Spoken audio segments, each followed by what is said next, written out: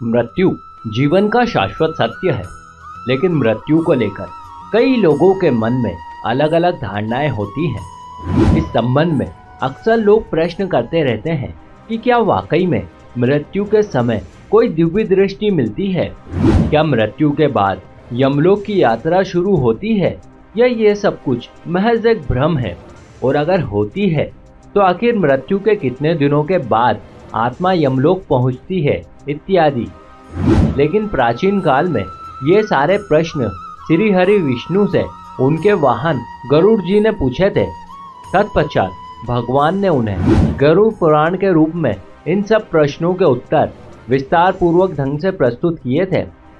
इसमें उन्होंने बताया था कि किस प्रकार से भिन्न भिन्न जीव आत्मा को भिन्न भिन्न मार्ग से होकर गुजरना पड़ता है। फिर उन्हें धर्मराज के समक्ष जाकर स्वयं के द्वारा किए गए पाप अथवा पुण्यों के आधार पर अपने आगे के सफर को पूरा करना होता है। तो चलिए मित्रों, एक बार विस्तार से प्रकाश डालते हैं इस अद्भुत ग्रंथ पर। नमस्कार और एक बार फिर स्वागत है आप सभी का आपके अपने वीडियो कलश यूट्यूब चैनल पर।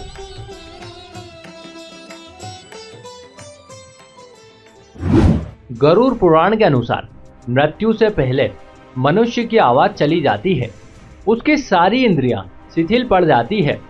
जब अंतिम समय आता है तो परमात्मा के द्वारा उसे दिव्य दृष्टि मिलती है, जिसके बाद वो सारे संसार को एक रूप में देखने लगता है। अब उसके मन के सारे विकार नष्ट होने लगते हैं। इस पुराण में बताया गया है कि मृत्यु के समय दो यमदूत आते हैं, जो स्वरूप से अति भयंकर प्रतीत होते हैं।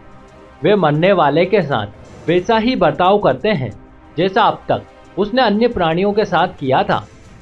यदि मरने वाला प्राणी सज्जन है तो वह आसानी से अपने प्राण त्याग देता है, परंतु यदि वो पापी है तो यमदूतों के भय से ग्रस्त होकर हाहा की आवाजें निकालते हुए कष्ट से शरीर को त्यागता है। तत्पश्चात यमदूत उसके गले में पाश बांधकर उसे यमलोक की ओर ले जाते हैं। वो डरता डरता आगे बढ़ता है। मृत्यु का रास्ता अंधेरे और गर्म बालू से भरा होता है। यमलोक पहुंचने पर पापी जीव को यातनाएं दी जाती है। फिर उसे धर्मराज के कहने पर 13 दिनों तक के लिए अपने उत्तर कार्यों की पूर्ति हेतु आकाश मार्ग से घर पर छोड़ दिया जाता है। घर आकर वो जीव आत्मा अपने शरीर में फिर से घुसने का प्रयास करती है, लेकिन यमदूत के पास से मुक्त नहीं हो पाती है।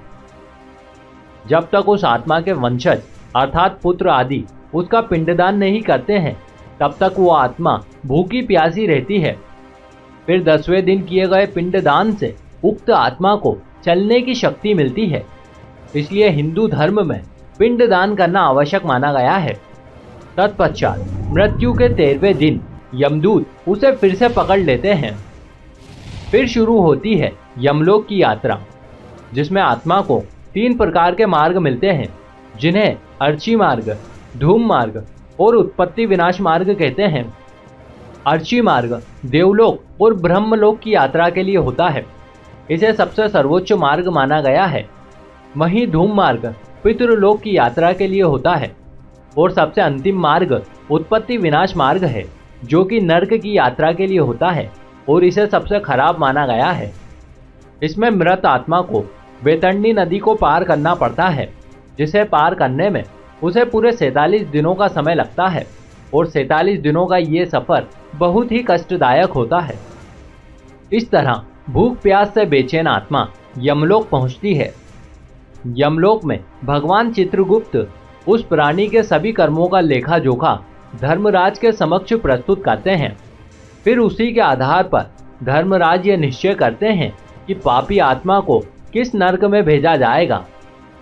गरुड़ पुराण में लगभग 36 प्रकार के नरकों का उल्लेख किया गया है, जो मनुष्य की कल्पना से भी ज्यादा भयावह और कष्टदायक है।